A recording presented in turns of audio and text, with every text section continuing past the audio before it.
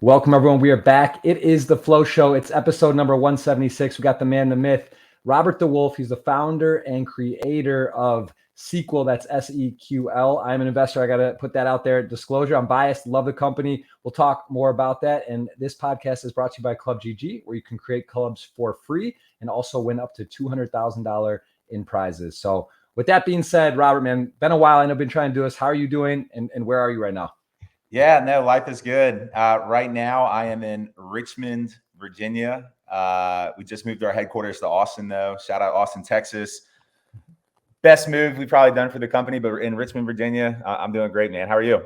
I'm good. Keeping busy for sure. Actually, amazing. We got to meet in person, play a little bit of poker, got to connect. That was very cool in Michigan when I was back for the weekend, and appreciate you making the time to come up. But let's dive right into it. Let's just get after it and let us know a bit about SEQL first. Let's start with that. What is it? How did it start? And how did you come up with this idea? Yeah. So I'll kind of give my backstory because, being one of the founders, the CEO, kind of ties into, the starting and the why of the company. So originally from Richmond, Virginia, I played college football at VMI, Virginia Military Institute. Graduated there in 2016, dabbled around a little bit professionally. Ended up actually moving back to Richmond like 3 years ago. Simultaneously, my best friend from high school, who I started this company with, moved back here as well. He and we were hanging out one day. Just imagine like you and your best friend, Jeff, just hanging out one day.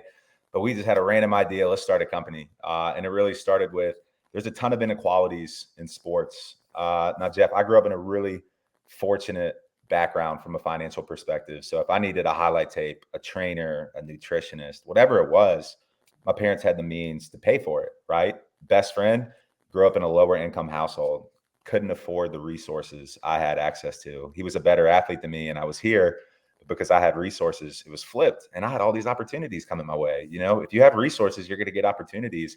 And I saw my best friend go through the complete opposite. Long story short, we ended up saying the color of your skin, where you're from, and your parents' financial status shouldn't affect your sports career. And we said, hey, sport is a vehicle to change lives. That doesn't mean you have to go to the MLB or the MLS or whatever it is, but it's an opportunity to really create change in your life. And we said, hey, screw it.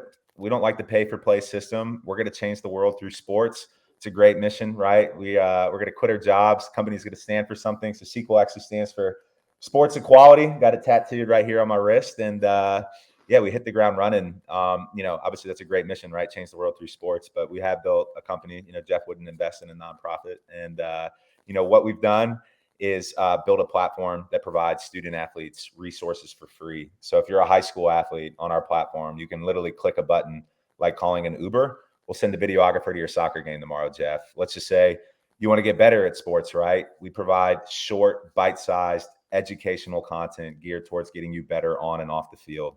And it's not taught by me. It's not taught by my co-founder. It's literally taught by the best people in the world. So if you're a football player, you can learn how to become a better wide receiver through DeAndre Hopkins. If you want to build your brand, you can learn from top ESPN analyst Ryan Clark, and the list goes on. Sorry to interrupt you, just to understand a little better, because actually, that's funny you say that. I remember growing up, same thing, was fortunate where I could have trainers and good equipment, all that good stuff. But, this was when I was in high school, 2004, 2003, making highlight tapes and such, where it was, it's hard. I had to hire someone, and it was a long time ago. Now you can do it with your cell phone and record videos, and the world has changed. But how does it actually work? Are you saying that someone in high school can click a button and they're able to, like, no matter what, request, and someone will come out and shoot them? How does that work? Yeah, good question. So we've built a nationwide network of, several thousand videographers. But let's step back, right? Obviously, we actually call it our Boober network. So think videographer meets Uber, right? And if you think about Uber, they weren't everywhere at once. They started in San Francisco, then in New York, and then they expanded. We did the same thing. We went about it geographically. So if you're in Texas, Florida, Virginia, or California, we have penetrated that market from a videographer so that we have more than one, right? We have several videographers in those localities. You can literally click a button like calling an Uber, and we will send a videographer to your game. Now, Jeff, it's not just capturing footage of you. It's capturing footage of the entire team, right? So that you're getting content, your friends are getting content, your teammates, even the other team is getting content. And it's short, it's bite-sized, it's digestible, and it's really geared towards providing you exposure, right? You probably had one play that put you on the map and got you to B, right? That's what every kid needs. They need that one play that sparks curiosity, let's just say in a college coach's eye. That's what we do. We provide you that moment so that you can have that one play that really does create that opportunity. And how does it work if there's a backlog, or is it first come, first serve? Is it cost anything? It doesn't cost, and like you have to be a member of SEQL. How do you actually? You have to be a user on the platform. Okay. It doesn't cost anything. But the great thing is, because the audience, you guys, I know you at first were probably wondering, how do you make money? We don't pay for it either. And that's the cool thing about SEQL, right? We have a very unique business model. It's we tout it impact as a service, and essentially it's software that allows companies to make a social impact. So a couple years ago, all these big and small companies came out and really took a stance on corporate social responsibility and social impact, and they said, "Hey, we're really going to make positive opportunities in the communities they serve." Well, we took advantage of that and said, "Hey, all these companies came out with these social impact initiatives, and they also want to target this younger audience." I mean, everybody knows in today's digitalized age, you want to get the consumer early on because you can have them for life. We essentially said, hey, Nike, hey, Adidas, hey, Gatorade, hey, Lasso, hey, smaller companies, you guys want to get into this younger demographic. The way that you're going to do it is by providing real social impact, and we'll be your vehicle to do it. So if you're the kid, you get the free highlight tape brought to you by Adidas, right? That gets you a college scholarship. Respectfully, you're going to thank Adidas for making that social impact, but you're also going to be rocking a pair of Adidas shoes for the rest of your life because they were there for you when no one else otherwise was. Yeah, and how has that process been about getting sponsors to buying? Because obviously that's a big part of it, to get the people to be able to do the things that you're providing. How has that been? Have you found that been surprisingly easy, or actually really difficult to get these major sponsors on board? It's certainly not easy. I can tell you that. But when you have case studies, it makes the process smoother. It makes the process easier. So right now we have over 50 paying impact partners, from small companies that you've never heard of, all the way up to the Adidas, right? I don't have the craziest network in the world. I don't have Phil Knight's cell phone number. I don't have XYZ. So we got to make 1 + 1 = 3, right? So Adidas, for instance, literally could not get a hold of them. So I found the director of social impact, found her on Instagram. I DM'd her, and now look, Adidas is a paying partner of ours. So it's all about, making 1 + 1 = 3, especially at the startup stage. But we have a high success on a close rate, right? We're not striking out. We have a 30 to 40% success rate when it comes to closing. So obviously, what does that mean? We need a bigger funnel. Right. Makes a lot of sense. And so what are some of the big names that are in sports? Obviously, there's been some investors and people have taken a liking to the project. You already alluded to a few of the names. What was some of I think Barry Sanders and a few others, like how were you able to get in touch with them and have them buy into this? Yeah, some have been through just investor connections. Some, again, have been through DMs. We get a phone call with a professional athlete. Our story resonates. They may have made it, but they had 30 friends that just needed that one opportunity that never happened. So equality in sports really resonates with them. And at the end of the day, the big thing that I've learned, and I'm sure you know this as well, people don't buy what you do, they buy why you do it. And our story definitely resonates with, the big names, Barry Sanders, Nancy Lieberman, Andrew Bogut. They back our mission, and we're really, shifting the narrative. I think in the past, social impact has really, been, resonated with, philanthropic efforts. We believe social impact can have economic windfalls and really be a win-win-win.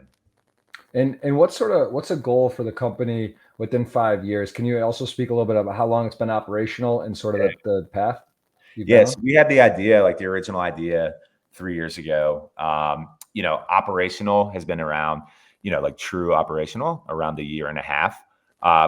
Long term, right? Long term, you can imagine if we're giving free highlight tapes, free educational content at scale, we're going to accumulate a large athlete database. We're on pace to have 250,000 users in the coming 5 months. That's a valuable cohort that colleges will want access to, where they can virtually scout. College athletic departments spend 95% of their recruiting budget on travel. What if we go to a University of South Carolina and say, hey, we have all this content, we have all this data on the specific subset of groups that you're traveling around the world seeing. Well, come to us. You can make your recruiting process more efficient, more selective, more digital, and allow you to spend more time coaching. Simultaneously, NIL, name, image, likeness. These amateur athletes now at the college level all over, and 10 states at the high school level, they can make money because athletes are influencers. We definitely want to own the NIL market. We want to virtually connect these athletes and these brands so that, Jeff, I got 10,000 followers on Twitter. You have a t-shirt company. We do a deal through SEQL. Now I'm wearing your merch. I'm posting it on my social media channels. The athlete makes money. We take a percentage of that fee. But, for us, it all starts with, getting the trust of the athlete. We believe, and our thesis is if we get the trust of the athlete early on, we'll have them for life through our platform. We don't know all the answers yet of how we'll make that happen, but we'll figure it out along the way. And would you say, what's the awareness level now in high school, college with SEQL? Are you starting to notice, is this becoming more of a known brand? Are you having athletes reach out to you? There are some of the more top tier level athletes, or are you noticing a full mix between people at the sort of different skill levels and interest level, or is it for more geared for a serious athlete that really is trying to go to the highest level? No, that's a good question. It's definitely geared for a serious athlete that's looking to make it to the next level. But even of that, right? We don't expect a LeBron James to utilize this platform, right? The LeBron James of the world at the high school level right now has an agent and is doing things that we just are not providing. However, 99% of athletes are not LeBron James, right? So you have a valuable cohort, 8 million athletes that obviously can get a value add out of our platform. But one thing that did happen, Jeff, that we did not expect was a lot of these top tier athletes began affiliating themselves with their brand. They got on the platform. They wanted our merch. Obviously, if you have users wearing your merchandise, it only helps expand the brand. And yeah, I mean, we've had some cool stories. Michael B. Jordan, Snoop Dogg, several comedians, oddly enough, have been wearing our merchandise. We don't really know how, but hey, sometimes the best things in life happen and you don't have to ask questions. And is that something that you have found to be some of the more difficult processes, is to get in touch with some of these people? I kind of asked the same sort of question, but is that something that has just come naturally? Like, are you surprised when this type of stuff happens and how fast it snowballs, or is this like, you can't really expect it to have grown this fast, right? Are you surprised, or do you expect this at this point? No, I mean, I think, we've got a long way to go, to be totally clear. But, with where we're at today, I'm very happy, right? Happy, but not content, if you know what I mean. A lot of things that happen, though, heck yeah, I'm surprised. I mean, some things, some of the rooms I've been in, a year ago, I would have been like, no way. And now it's happening. And it's definitely cool to be part of those experiences, because at the end of the day, everybody understands sports. Everybody, most people, do believe in equality. So we have a pretty unique story to tell, and a lot of people resonate with it, and that's why they want to affiliate themselves with our brand. And what about for women and men? Is there as many opportunities for women? Is great. Is it as much for men, or is it dead even on the app, or how do you kind of? We have more male users than female users, but our long-term goal is we want the 5-star football player that's going to Alabama to have the same experience on the app as the no-star gymnast in the middle of nowhere, Idaho. Our goal is truthfully to level the playing field so that they have access to the same resources. Does that mean that they're both going to end up at Alabama? Heck no, we can't promise that. But if we level the playing field and we provide you the same things and me the same things, and we end up with different opportunities, it all started with the resources, and that's what matters. And what is your goal to get acquired? Is your goal to grow to a certain size? Give me a little bit of a, right now, today, what is your, give me a couple different year goal here. Yeah, I mean, it's definitely right now it's focused on growth. 3 to 5 year plan is definitely, we do have investors, right? And we have to look out for the best interest. That's one of my fiduciary duties. I always have to look out for the best interest of our shareholders. When we pitched our other members on our cap table, we did say acquisition is, the more likely route. Obviously, you can have a merger, you can have an IPO, but with where we're at right now, we definitely believe an acquisition in a 3 to 5 year time frame is, what to expect. And I love entrepreneurial spirit. I love investing. I love finding and creating new things. What has been the most difficult part of when you and your friend decided, hey, let's start a business and go for it? What's been the hardest part so far? Yeah, I mean, hardest part is, definitely you have to keep the same energy 24/7, because when you build a team, they're really relying on your energy and your vision to, build the product. That said, keeping the energy, but then also finding the right people.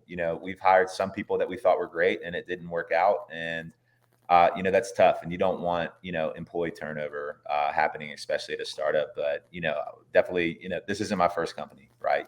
Meaning it is right now. I'm 28, but, I want to have future companies. I'm going to take these lessons learned about building the right team early on, because that's the most important thing, and applying that down in the future. Because we've made some hires that we thought were great that didn't work out. And obviously, you don't want that. So building the team, in some capacity has been tough, but it's provided finding the right people along the way, if that makes sense. And what about in terms of development to the app and this type of process? How has that been? Has that been smooth, or been hurdles with development teams and timelines and such, or are you happy with how that's gone? Yeah, no, hey, a bit all over the place. I always want things to go faster than they do. I think that's just part of the nature of being a CEO and being glass half full person all the time. But in terms of development, with where we're at right now, we have an unbelievable developer that, started a company prior to this, grew it to 150 employees, 30 million a year in revenue. He left that and joined us to build our application. So, hey, I don't know how to build apps, but I know how to create energy and find the right people. And we definitely found the right person in that guy. And his name's Cole Merrick. And is this, so I see the app here. I mean, it is cool. When you talk about the build your own player card, is this something focused on the major sports? Like what if you ski, or you're there's so many different sports happening now that are non-traditional or just different. Is it only for the major core sports, or can people do this for any sport? No, so right now it's permitted for all 24 NCAA sports. So skiing is actually one of them. Fencing is one of them, right? Obviously, if you're a fencer, you're not going to be putting in your 40-yard dash. You're going to be putting in other type of information. So it is, for all sports at the NCAA level, all genders as well. And do you see, is that the overall, is that the idea? I mean, what you said, a goal for numbers of users, is that something like, what do you think is a reasonable, do you see this being the hub? Is this where you believe that every high school, college athlete should have? This is literally what LinkedIn is for the professional world. Wow. Okay. If you're on LinkedIn, right, you can be a coder, you can be a plumber, you can be a poker player. You know what I mean? For sure. Speaking of poker, what is your poker background? Obviously, this is sponsored by ClubGG.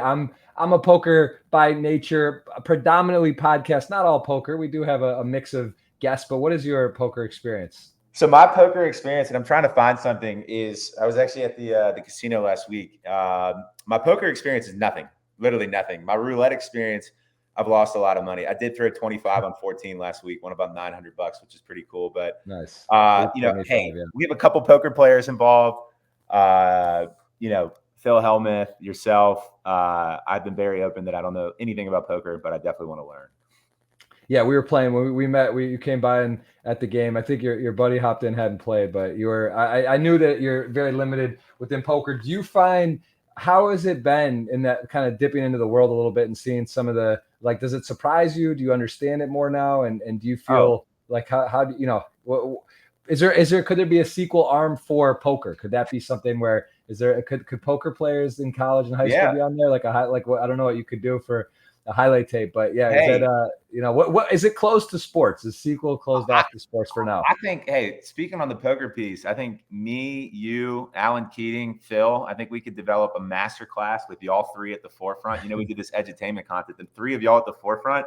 I bet we can make some mean revenue and get some mean users there. But I think at the end of the day, man, I think one thing that I've learned is that, the sport, the team, everything that you get involved with is all centered around the individuals, right? And I do think that there is a very big comparable with poker in the startup world. You're taking risks, you're betting on people, and you're betting on luck at the end of the day in some circumstances as well. And things have to happen at the right time. So I definitely see the synergies there. And, at the end of the day, I've learned that, the people that we've been able to, surround ourselves with in the poker world have a great Rolodex, and they've been open to opening their network and vice versa. And I look forward to learning it. I need a liquidity event to happen in the near future for me to really dabble into the game, because I want to learn it. But I can tell you, when I get involved with it, I will lose a lot of money. Well, hey, that's honestly the funny part about poker, is that's sort of the goal ultimately, is to get into business and be the whale. You wonder sometimes, you see guys that are like punting off money or not very good or just don't care that much but having a good time. Like that's ultimately the dream. It's cool to grind and be serious and play tight, play good, but ultimately you want to be the one flicking a $100K buy-in, $1 million buy-in, and not really worrying too much about the result. That's sort of the dream. And the end of the day, what would you say is the biggest hurdles with, COVID's happened, the economy's sort of, for all lack of a better word, tanking, things are sort of seem in a mess. Has that been stressful, or does it have impact SEQL at the moment? And what are some of the things that have happened over the last few years? Yeah, well, COVID actually provided an opportunity because we're really looking to digitalize a lot of things in the sports world. So that's been advantageous for us. The economy dipping, I think, is definitely hurting everybody. I think, from what we've seen, not every brand right now is looking to explore with new opportunities. They're really saying, okay, if we have X amount of impact opportunities, we're going to focus on our current portfolio. We're really not going to have to add on additional business. But hey, we're not the only ones going through that. I believe, every company is definitely going through some hurdles in terms of new business right now. But for us, we got to have some, big success stories continue to happen over the coming months so that we can really show actual proof. Hey, XYZ brand, we did this. It created X ROI for you and X ROI for the student athlete. And, keeping our head down, doing that, making 1 + 1 = 3, literally every minute of every single day is what we got to do to keep the ball rolling. And how old are you? I'm 28. 28. So yeah, that's, you're young, running a major company, taking on investment. Do you feel pressure? Is it exciting? Is it a mix? Because, you have friends, family, people you don't know investing on you. How do you deal with that? It's a mix. I mean, if you're an entrepreneur and you don't go through every emotion every day, you're doing it wrong. I mean, Jeff, there's times where I'm like, we're the next unicorn, we're the next billion-dollar company. Then there's at least one moment during the day where I'm like, this ain't good. I need to start looking for a job at Chipotle or something like that. But you got to go through those emotions. And if you're not doing it right. You're not taking enough risk. For sure. The highs and lows are definitely there. And what would be your, I guess, if someone out there is watching and they're like, hey, wow, that's pretty cool to come up with an idea, go through the motions and start a business from scratch. Of course, with one of your best friends, that's also even more fun. But what would be a piece of advice to someone who's got an idea and they just want to start? Because it's not easy to plug it together and really make a play at it. My idea is start. Everybody tries to find the perfect time. There is never the perfect time for anything in life. And if you sit around waiting for the perfect time, well, your clock's going to end up and you're not going to have enough time at all. You're not going to have any time because the clock's going to hit 0 and you're going to go on to your next life. Yeah. So just start, and then also surround yourself around people that have been there and done that, and really be appreciative of that. Surround yourself around a key group of people that can facilitate and help you out in different ways, and be eager, drink out of a water fountain like it's a fire hose. And you just got to start. And what was, let's just take Adidas. So that relationship, you get introduced. How did that kind of get solidified? Well, can you give me a little insight into the meeting? Yeah. Were they very receptive? Did they just kind of take what you wanted? Was there a negotiation in terms of how they see it working? Because that is, that's a big deal to get that partnership. Yeah, no, good question. So how it started was, again, they didn't answer me on LinkedIn. So I went straight to Instagram. I've had a lot of success with Instagram DMs. To any startup founder, Instagram DMs, use it for companies, for individuals. She got back to me. Obviously, I'm very excited. I have a meeting with Adidas. Oddly enough, I was supposed to be on a train, and the train flooded, and I didn't have Wi-Fi. So I had worked my tail off to get this meeting with Adidas, and the meeting I had to cancel the meeting, the first one, because I was literally stuck on the flooded train. Ended up having the meeting the following week, pitched her on what we're doing. She seemed excited, said touch base in a month. She actually reached out to me 3 days later and said, hey, we need your help immediately. And we said, hey, of course we can do it. And that really solidified a great pilot initial partnership that is turning into a much larger activation with the company. And is SEQL something, in terms of it's representing individual players? You mentioned NIL. Is there an agent component on there? Is there any type of representation specifically? Not right now. In the future, definitely, we want to be a marketplace for connecting these athletes and brands, but that doesn't mean we need an agency. We can do that in a virtual type setting. And what would be, I guess, if you could do one thing differently, that's kind of my last overall biggest question. If you were to look back, what you know now, running a business, putting this company in motion, what is something that you maybe would have saved time, money on? What was a lesson, a learning for you? Yeah. No, a big lesson learned, if I were to do it all over again, would be build an initial product without raising any capital. Prove the concept, in a very bare bone type way. Use all your money that you can if you have it available. Prove the concept without raising capital instead of raising money to prove the concept. That's what I would do differently. We would be a lot less diluted right now if that were the case. And hey, you take things, you learn it, you apply it in the future. I know moving forward when I start, my next sequel, the sequel, I guess we can call it, what to do. Very cool. And the last thing I'll leave with is future plans. What's on your horizon? Give me a typical, I guess, I want to know two things. What you got coming up that you're excited about, but also like a day. Give me like what a day looks like for you currently in terms of meetings, planning. Like how do you break up your day? Yeah, right now, and that's another thing that I would change. Right now, I have like 10 to 12 phone calls a day, which is way too many. I need to start limiting that to 6 because I'm up, until the wee bits of every single night doing my follow-up from the days before and the days before. So breaking out your day into a more structure to have time blocks is something that I need to apply myself. But what I'm looking forward to, we have a huge event going down in 2 weeks in Dallas, Texas, with 60 basketball teams there. Bronny James, the best athletes in the world at the high school level, will be at this event. Super excited about that. And then we have some other exciting things on the horizon, including a syndicated TV show called Hidden Gems, which will be essentially the ESPN top 10 plays of the week. It's actually going to be hosted on Snapchat. So I really think the ESPN top 10 plays of high school, it's going to be a legit TV show on Snapchat's home and Discover screen. Excited about that. That's a revenue opportunity for us, but it also creates more exposure for these student athletes. And for us, it expands our athlete funnel. Very, very cool. Well, all right, listen, guys, I got to tell you, you can follow him and follow SEQL on the social medias. We will put that in the show more below, and really do appreciate the time. I know we've been trying to do this for a while. Happy to be on board, happy to be an investor, and I really, really am excited about what you got going. I know it's cool and happy to be involved and help as much as possible. So thank you so much for the time.